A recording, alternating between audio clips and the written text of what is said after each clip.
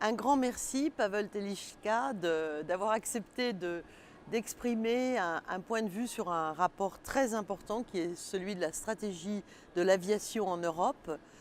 Paweł, qui est vice-président du Parlement européen, qui est un homme politique européen très engagé au cœur du Parlement européen et aussi dans son pays, qui est l'auteur de ce rapport sur la stratégie de l'aviation en Europe. Je voudrais peut-être avoir les objectifs généraux de ce rapport adopté pendant la session plénière de février 2017, ici au Parlement à Strasbourg, la vision globale, la vision européenne, tous les aspects qui sont très importants parce qu'ils sont producteurs d'emplois, producteurs de compétitivité, qui touchent à la connectivité, comme on dit, c'est-à-dire aussi l'innovation, la recherche, la modernité de ce domaine économique et évidemment aussi la sécurité. Peut-être en quelques mots, français et anglais, les auditeurs comprendront l'anglais.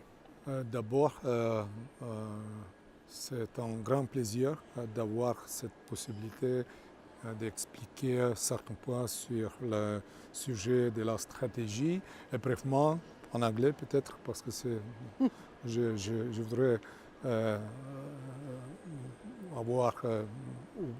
je voudrais être précis.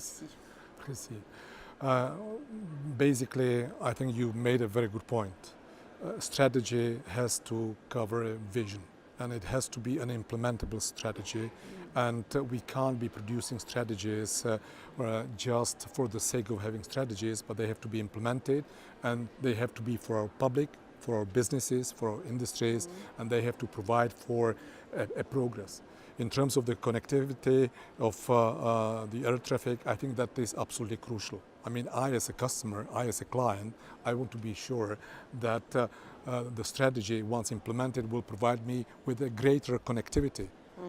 That means also integration of different modes of transport, intermodality, with all the positive implications. But nowadays, I think it needs to be said that the question of security is, of course, high on the agenda, and we have looked also into the issues of not just the security on a plane or the safety of a plane, safety of the traffic, but also the question of security at the airports and on your way to the airport.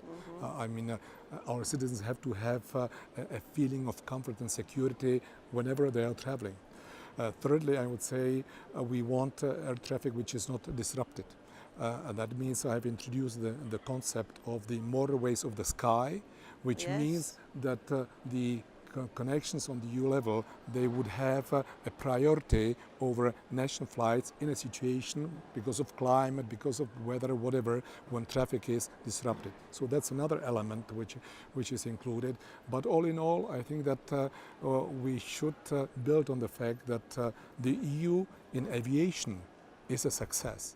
And I'm really focusing, as I say, on security, connectivity index, motorways of the sky, and I would say also the question of competitiveness. We need to make sure that our industries, our airlines are competitive, that we create the conditions. That's also un but aussi pour nous, pour les années prochaines. And is it also possible to create work more, plus d'emplois également dans ce domaine? Parce que la question du marché intérieur, c'est pas seulement le but, mais c'est le substance de la stratégie. Absolument.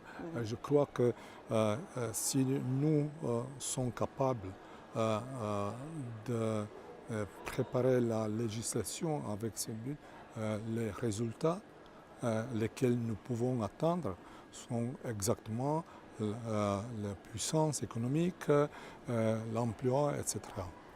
Merci beaucoup, Paweł. Merci beaucoup, chère Nathalie. Vous retrouverez le rapport et les conditions, bien sûr, du vote sur le site, bien sûr sur le site du Parlement, mais sur mon site, ce rapport stratégique sur l'aviation en Europe, qui constitue un élément très positif, très enthousiasmant. Très concret aussi. Très concret et donc agrémenté de sécurité et d'innovation.